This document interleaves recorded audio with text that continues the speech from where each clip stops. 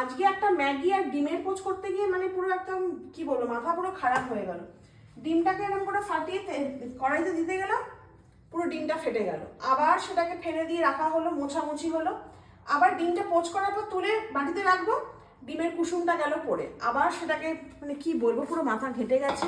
আর আজকে না আমরা যখন বেরোচ্ছি, মা বললো তাহলে রুটি তরকারি কিনে আনছি। রুটি তরকারি এখন কোথা থেকে কিনবো? তরকারি তো মানে কি খাবো, তখন আবার ছেড়ে না আজকে আমরা ঘেটে রয়েছি। আমরা কলকাতা গেছি, তারপরে এসে আবার কেনাকাটি, তারপরে আমফানের জন্মদিন যাওয়া, তাকে গিফট দেওয়া দিতে হবে।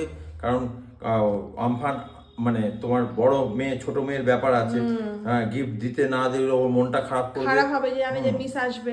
কলকাতা এই যে আমি এখন ছানা আনতে গেছি, ছেলেটা বলছে দাদা দেখে মনে হচ্ছে। আমি হ্যাঁ, একবার কলকাতা থেকে ড্রাইভ করে আসো, তারপরে বুঝতে পারবে কিরকম। তারপরে আবার না, শুধু ড্রাইভ করা না, কাজও তো তার মধ্যে থাকে না।